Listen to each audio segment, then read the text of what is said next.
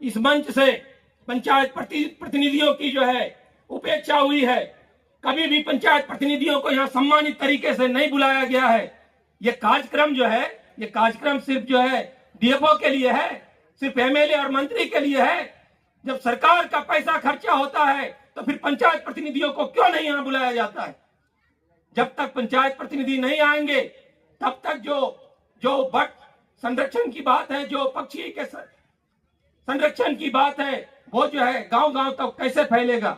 हमारे मुखिया जी आएंगे, वे ग्राम सभा में बोलेंगे, हमारे पंचायत समिति के सदस्य आएंगे, हमारे वार्ड मेंबर्स आएंगे, हमारे तमाम प्रतिनिधि आएंगे, जिला परिषद के सदस्य आएंगे, प्रमुख आएंगे, जिला परिषद की अध्यक्ष आएंगी। तो ये जो है जो इंपॉर्टेंस है इस क्षेत्र का, वो जानने की जरूरत है और वो जो है वो कर सकेंगे, वो बता सकेंगे। तो रेंजर साहब, डेमोक्रेसी है, लोकतंत्र है, किसी का बाप का राज नहीं है कि आप जो है इस तरह से उपेक्षा करिएगा। अगर मौका लगता ये तमाम बातें मैं मंत्री के समक्ष करता, लेकिन दुर्भाग्यवश मैं कल यहाँ नहीं था। ये आगे से ये जो है हम चेतावनी भी दे रहे हैं, सुझाव भी, कि अगर नहीं होगा तो ये तमाशे। जिम्मेदारी के साथ कहना चाहूंगा कि अगर हम सचमुच में उन मेहमान पक्षियों के संरक्षण के लिए थोड़ा भी चिंतित हैं तो हमें ये करना होगा।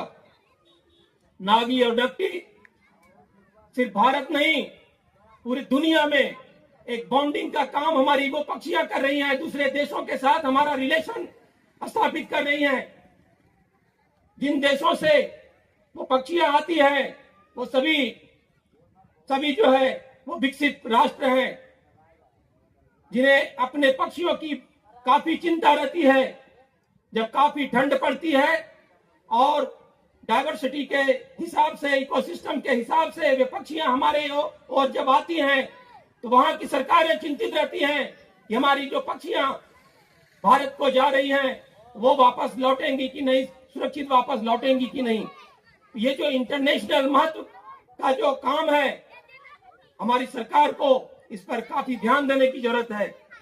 हम देख रहे हैं कि ये किन प्रकार इस जिम्मेदारी की पूर्ति हो रही है। कल मैं चूंकि एक इवेंट में पटना गया था, नहीं तो मैं वन मंत्री जी के समक्ष इन बातों को रखना चाह रहा था। हालांकि आप जानते हैं कि वन मंत्री रास्ते में ही थे, तब तक जो है उनकी बदली हो गई थी। अब दूसरे वन मंत्री से संपर्क करना होगा। बहरहाल एक बड़ी जिम्मेदारी सरकार के ऊपर है। हम बार बार जिला परिषद की बैठक में, अगर हमारे कोई वन विभाग के पदाधिकारी यहाँ होंगे पुराने वाले, तो वे जानते होंगे, जिला परिषद की बैठक में हमने बार बार कहा है कि जब दुनिया भर की पक्षियां यहाँ आती हैं तो उनके ऑब्जर्वेशन के लिए, उनके ऊपर रिसर्च के लिए नागी नकटी में जमीन की कमी नहीं है। क्यों नहीं एक रिसर्च स्टेशन बनाया जाए? क्यों नहीं यहाँ कैफेटेरिया स्थापित किया जाए? क्यों नहीं यहाँ पीपी ग्राउंड पर होटल निर्माण कराया जाए ताकि इको टूरिज्म को बढ़ावा मिले? आज तक जो है इस पर कोई सुनवाई नहीं हुई है। पलायन के शिकार होने वाला यह क्षेत्र है। अगर इको टूरिज्म को यहाँ बढ़ावा मिलता तो बहुत सारे नौजवानों को यहीं पर जो है काम मिल जाता।